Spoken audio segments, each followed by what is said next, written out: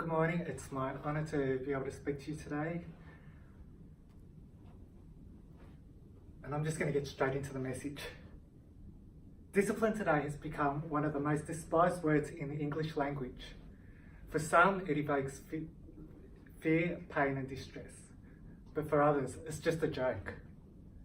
The aim of this message today is to break preconceptions about discipline.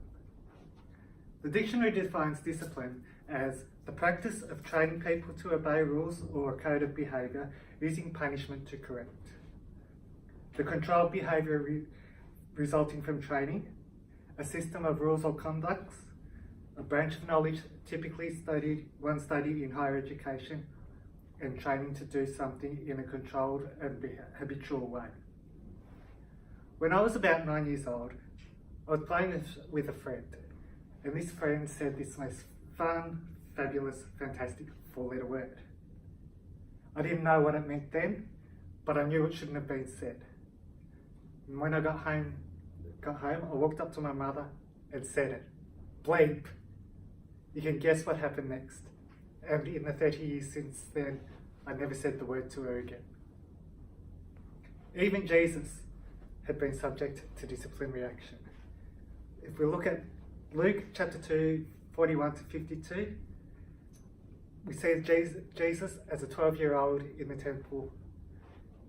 As a 12-year-old Jewish boy, he shouldn't have been in the temple. He wasn't even an adult according to law. But there he was. And he didn't go home with his parents. Have a listen to Mary's response as a parent in Luke 2:48. Son, why have you done this to us? Your father and I have been anxious and searching for you. He didn't do the wrong thing. He just didn't do what his parents wanted him to do. The story goes on to say that he went home with his parents and that he was obedient to them. And in verse 52, the story concludes with, and Jesus grew in wisdom and stature and in favour with God and with man. God creates us with a sense of what is right and wrong. And just having that sense of this isn't enough. Sometimes we need rules. There was no rule written or spoken about what Cain did when he killed Abel. They both knew that they should be honouring God. Abel took the best of his flocks and sacrificed those. Cain just took whatever and chucked it on the fire. And then Cain lied about killing his brother. And he knew there was a consequence for it. But have a look at his parents, Adam and Eve. 3 rules. Make babies, look after the garden, don't eat the fruit. What did they do? In Genesis 2 it says, they ate the fruit. And they both lied about what they did. And the consequences for them and for us continue on. That's right. Discipline is not just about the don'ts, it's also about the do's.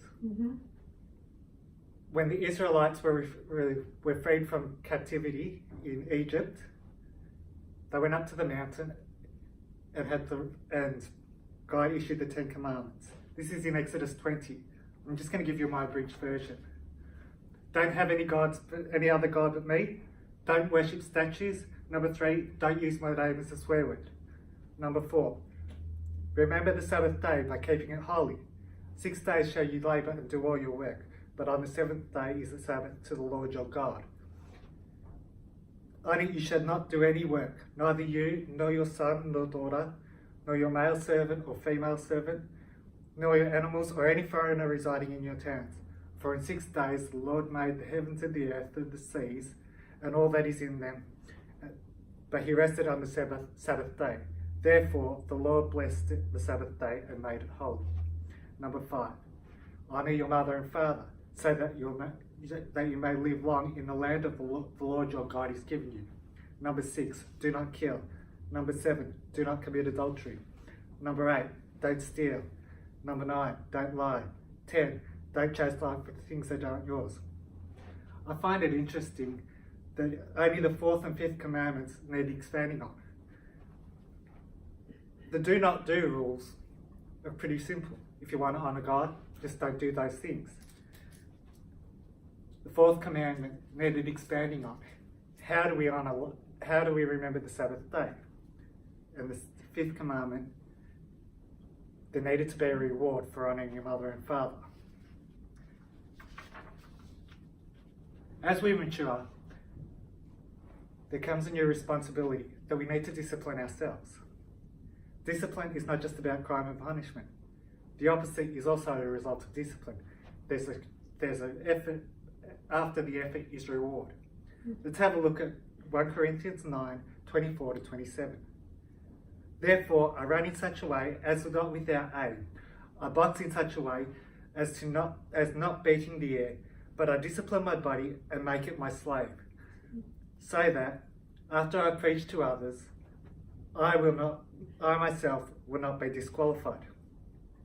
Do you not know that those who run the race all run, but only one receives the prize?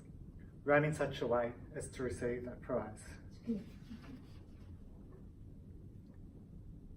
Paul likens the final achievement in Christian living to that of an elite athlete or sportsman.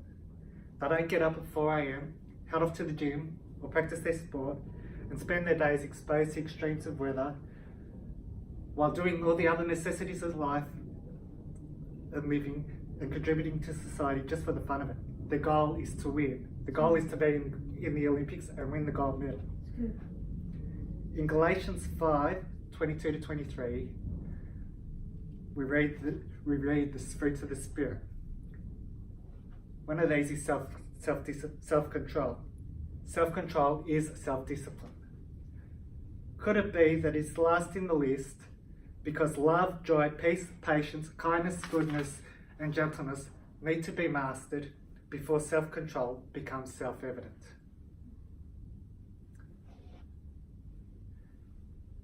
Abuse of authority harms.